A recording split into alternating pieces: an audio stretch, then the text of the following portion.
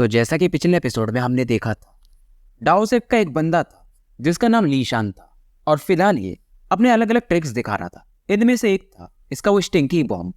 अब आके और ये फिलहाल सबको बता रहा था कि हालांकि अगर तुम इसके थ्रू जीत भी नहीं पाए तो स्टिंकी बॉम्ब के थ्रू तुम आराम से वहां से बच के निकल सकते हो अपने अपोनेंट के सामने से। जैसे मान लो कि कोई तुम्हारे वुमेन के पीछे पड़ा हो तो तुम आराम से ये स्टिंकी बॉम्ब उस पर यूज कर सकते हो, और क्योंकि अब उसकी बॉडी से स्मेल आएगा तो वो वुमेन भी उस बंदे के करीब नहीं जाएगी। लीशान ये प्रचार करने में काफी महारत हासिल करके था और फिलहाल लीशान की नजर वांगलिंग की तरफ पड़ती, क्योंकि इससे भी मालूम था कि हैंग्यू सेक्ट वाले इसे एक ट्रैश मानते हैं और ये सोचता है इन चीजों को इसे बेचना काफी आसान होगा। और ये कहता भी है कि देखो तुम्हारा पावर लेवल लो है पर स्टिंकी बॉम्ब के थ्रू तुम अपने से हाई लेवल के बंदों को भी हरा सकते हो। और ये कहता है बाय 2 गेट 1। अब लोग यहाँ पर कहते हैं पर हमें इसका टेस्टिंग चाहिए, क्या ये सच में वैसा एक्ट करता भी है। अब फिलहाल जो सुन हाउ करके बंदा था ये एक बॉम्ब को लेता है और इसे ध्यान से देखने लगता है और लीशान इसके मजे लेता है कि तुम इसे समझ नहीं पाओगे, इवन एल्डर्स भी इसके बारे में ज्यादा नहीं जानते हैं। और सुन हाउ फिलहाल ये जो बॉम्ब था इसे सामने की तरफ फेंक देता है। फाइनली ये बॉम्ब ये एक्सप्लोड कर जाता है और आसपास का जो स्पेस था वो गंदे वाले स्मेल से भर जाता है। पर वांगलिंग ये अपने डिवाइन सेंस से उस बॉम्ब वाला जो एरिया था उसे देख सकता था और वांगलिंग इस समय ये फील कर सकता था जब भी लीशान इस चीज को फेंकता था वो एक स्पिरिचुअल ऑरा यूज करता था। वांगलिंग समझ तो गया था पर फिलहाल ये किसी को बताता नहीं है। अब लीशान यहाँ पर लोगों को कहता है कि हर बार एक्सप्लोड नहीं करेगा, इसके लिए एक टेक्निक लगता है और वो तुम्हें खुद से ढूंढना पड़ेगा। और लीशान यहाँ पर सुन हाउ को टोटल 9 बॉम्ब देता है और बताता है कि मैं तुम्हें थोड़ा ज्यादा दे रहा हूँ क्योंकि तुम मेरे पहले खरीदार हो। और सबको एक चीज ये बता रहा था कि गारंटी नहीं है कि हर बार ये फटेगा ही, तो मुझे बाद में ब्लेम मत करना। लीशान सोच रहा था जब तक ये लोग सस्पेक्ट करेंगे तब तक यहाँ से मैं निकल चुका रहूंगा, क्योंकि ये फटने वाला नहीं था, बस इसे लीशान ही अपने उस टेक्निक से फोड़ सकता था। लीशान इसे बहुत सारे लोगों को बेच देता है। अब ये वांगलिंग की तरफ देखता है और कहता है कि ब्रदर आपने एक भी नहीं खरीदा, ये चीज तो आपके लिए ज्यादा सही है। वांगलिंग यहाँ पर एक स्माइल देता है और इसे देखकर लीशान को भी लगता है कहीं वांगलिंग ये मेरा सीक्रेट तो नहीं जान गया। पर फिर ये सोचता है यार 3rd लेवल पे है ये, क्या ही जान पाएगा, शायद मैं गलत सोच रहा हूँ।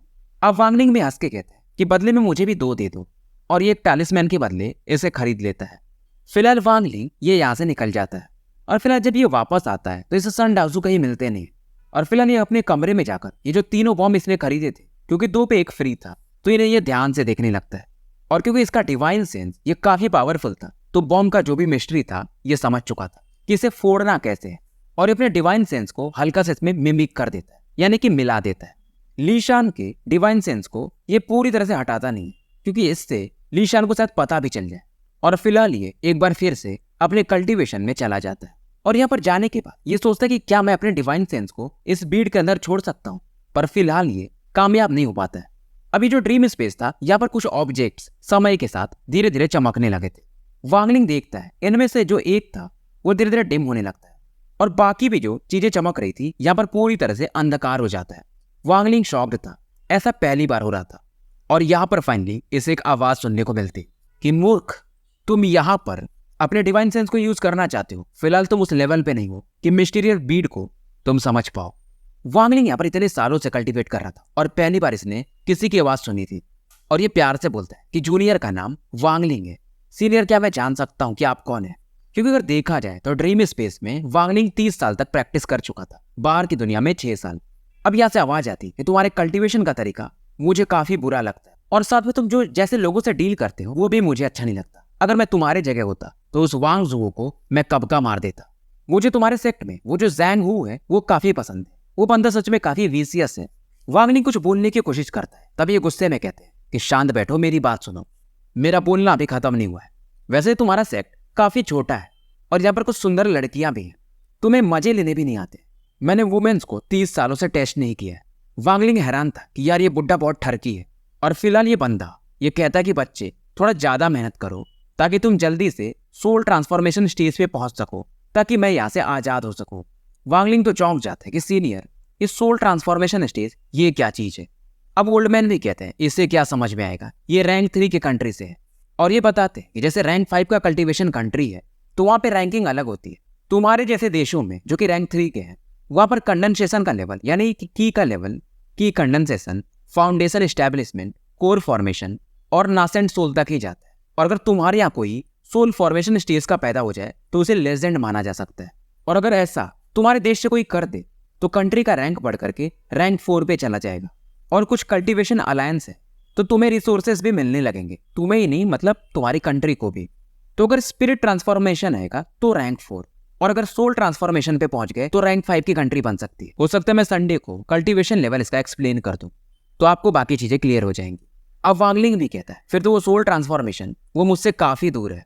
तब ये बंदा कहता है कि मेरे रहते हुए मैं रैंक 6 के कंट्री से आता हूँ, सोल ट्रांसफॉर्मेशन कुछ भी नहीं है।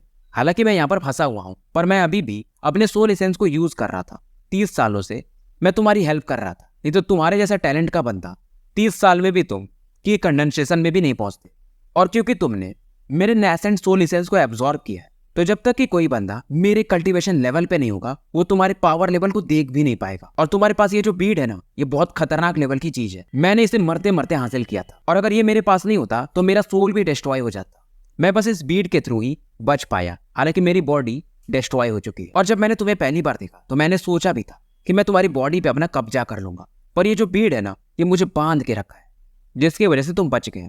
और ये बताते हैं कि शायद इस बीड का पहले भी कोई ओनर था और इसका अगला ओनर बनने के लिए हमें 5 एसेंस को एब्जॉर्ब करना पड़ेगा और तुम्हें इसके पहले सोल ट्रांसफॉर्मेशन पे पहुंचना पड़ेगा ताकि यहां से मैं बाहर निकल सकूं। और तुम्हें मेरी मदद करनी पड़ेगी एक अच्छी बॉडी बनाने में।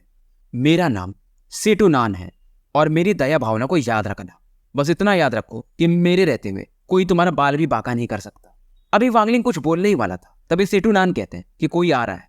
वांगलिंग तुरंत ही अपनी आंखें खोल के इस दुनिया में वापस लौट आता है। अब जब ये अपने डिवाइन सेंस को बाहर भेजता है तो इसे 2 लोग फील होते हैं, एक लड़का और एक लड़की। और फिलहाल ये काफी दूर थे लेकिन एक दूसरे को किस वगैरह करने लगे थे क्योंकि वांगलिंग फिलहाल ये जंगल में आके बैठा था। हालांकि 30 मीटर की दूरी पे थे फिर भी वांगलिंग इन्हें सेंस कर सकता था। और फिलहाल ये लोग अलग अलग आवाजें भी निकालने लगते हैं। वांगलिंग यहाँ से निकल जाता है। समझ रहे हो ना, ठहरकी लॉन्डो। इधर समय बीतते जाता है। 3 दिन और निकल चुके थे और आज का ही वो दिन था जिस दिन ये बैटल शुरू होने वाला था। बैटल एरिया में अब धीरे धीरे लोग यानी जो एल्डर्स वगैरह थे वो इकट्ठा हो चुके थे।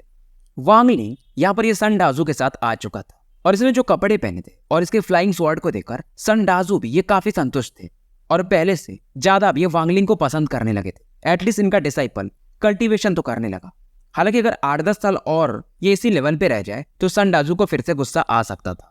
और सेटुनान के बारे में इसे बहुत सारी चीजें पता चली थी क्योंकि वो जिस कंट्री का था वहां का वो टॉप लेवल का एक्सपर्ट था। अब फिलहाल डाओ सेक की तरफ से लियू फेंग करके कोई बंदा उतरता है जो के साथ प्योर वाटर स्पिरिट का बंदा था और इधर की तरफ से जाओ लॉन्ग इसको वन लॉन्ग भेजते हैं और फिलहाल इसका पावर लेवल 6th लेयर पे था। अब एल्डर वांग जो थे जो कि डाओ सेक के थे वो लियू फेंग से कहते हैं कि लियू फेंग तुम बस इस फाइट में अपना 50% पावर यूज करना। अब जैसे ये वर्ड ये कहते हैं हैंग्यू सेक्ट के लोग हैरान थे कि यार हमारा लियू फेंग ये टॉप लेवल का बंदा है और इसके सामने वो सामने वाला बंदा मतलब हमारा जाओ लॉन्ग ये टॉप लेवल का बंदा है और सामने में जो लियू फेंग आया है वो बस 50% पावर यूज करेगा। अब हैंग्यू सेक्ट के लोग कहते हैं कि ब्रदर जाओ ये लोग कुछ ज्यादा ही दिखा रहे हैं, मस्त इनको पीट देना। जुआन डाओ सेक्ट वाले ये लोग सच में काफी एरोगेंट है।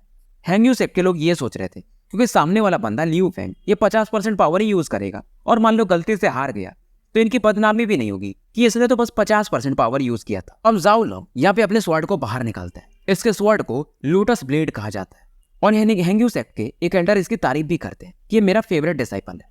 वांग जुओ इस लोटस ब्लेड को देख रहा था और कहता कोई नहीं, इस पावर को भी मैं सरपास कर जाऊंगा क्योंकि वांग जुओ ये सच में काफी एरोगेंट था। जाओ लॉन्ग यहाँ पर अपने लोटस ब्लेड को रिलीज करते हैं और एक स्वॉर्ड की ओर लियू फेंग की तरफ भेज देते हैं। लियू फेंग इस अटैक को आते हुए देखता है पर एकदम ये शांत खड़ा था और बस एक ही चीज बोलता है वाटर स्क्रीन। और अचानक से यहाँ पर पानी की कुछ बूंदों को देखा जा सकता था जो कि यहाँ पर इकट्ठा होने लगती और काफी तेजी से लियू फेंग की तरफ पड़ती और इसके बीच में इंद्रधनुष को भी देखा जा सकता था। अब लियू फेंग का जो अटैक था वो उस स्वॉर्ड की से टकराता है और स्वॉर्ड की ये पलक चपकते उन बारिश की बूंदों से यानी पानी की बूंदों से गायब हो जाता है। लोग यहाँ पर हैरान थे कि लोटस ब्लेड अटैक और पलक चपकते गायब हो गया। लियू फेंग के चेहरे पर एक स्माइल था बेसिकली क्योंकि ये जो वाटर रिपल्स थे जाओलॉन्ग का जो अटैक था स्वॉर्ड की वाला ये उसे रिफ्लेक्ट कर देता है यानी सेम अटैक पर पहले से भी ज्यादा पावरफुल। जाओलॉन्ग का अटैक जाओलॉन्ग के ऊपर ही बढ़ने लगा था।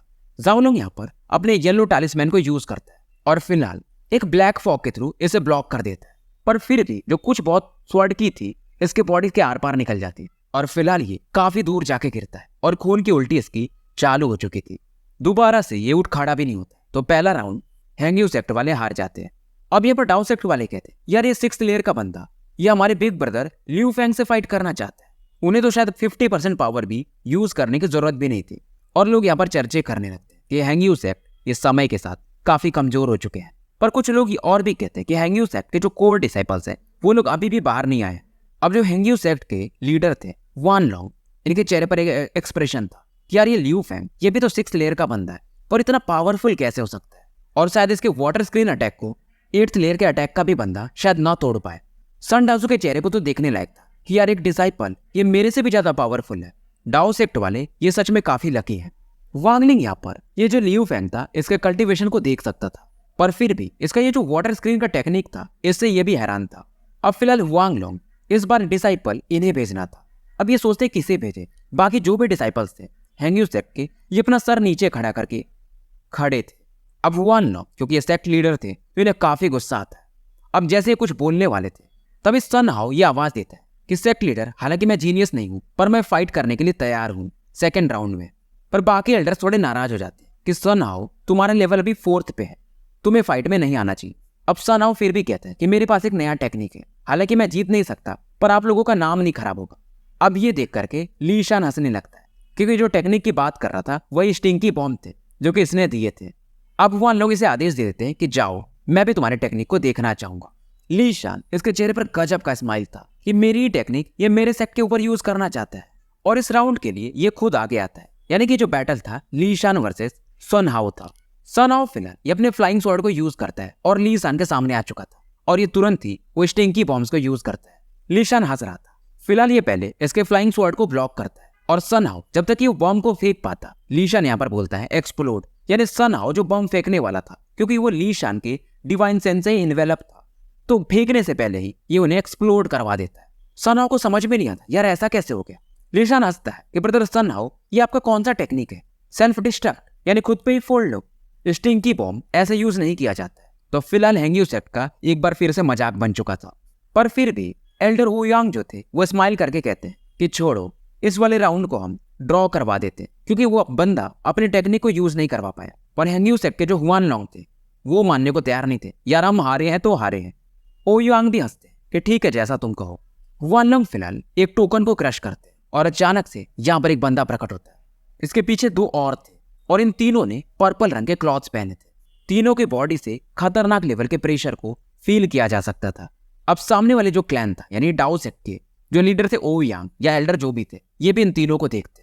अब जो तीनों आए थे उनमें से जो पहला था वो 40 साल का था और ये कहता है कि 20 साल पहले मैं डाओ सेक्ट से हारा था, मैं लू शॉन्ग इस बार नहीं हारूंगा। वांग लिंग इन तीनों को देखकर हैरान था। अब पीछे जो एक बंदे थे उनको ये जानता था, इनका नाम जांग कुआंग था और फिलहाल इस बैटल के लिए लू शॉन्ग ये आगे बढ़ते हैं। अब लोगों को ये पता था कि 20 साल पहले जो लू शॉन्ग थे वो 6th लेयर पे थे, तो फिलहाल इनका क्या होगा पावर लेवल।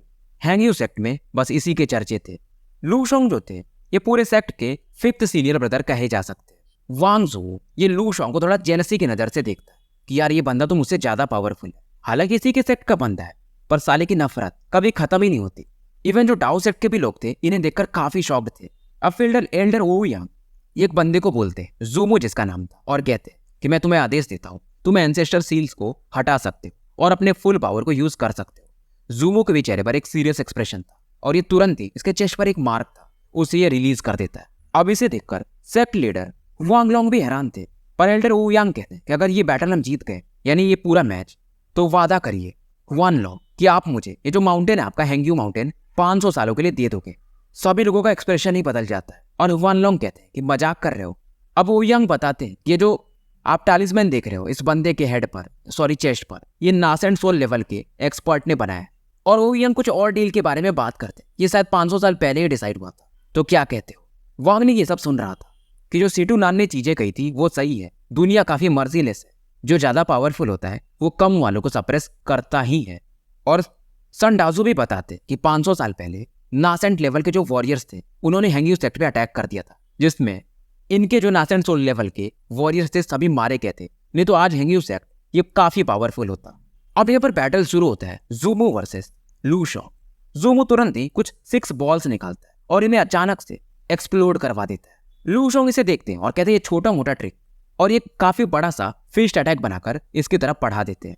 अब ये अटैक काफी पावरफुल था। ज़ूमो यहाँ पर अपने ब्लड ऑरा को यूज करते और आसपास एक ब्लडी मिस्ट फैला देते, जो कि समय के साथ एक ब्लडी ड्रैगन में बदल जाता है। वांग निंग देख रहा था वो जो बंदे के ऊपर यानी चेस्ट पर वो येलो टालिस्मैन था, वो फिलहाल काफी ग्लो कर रहा था, और ऐसा टालिस्मैन इसके पास भी था, जो कि इसके फ्रेंड ने यानी जो एक बार कत्ल करके भाग गया था उसने दिया था।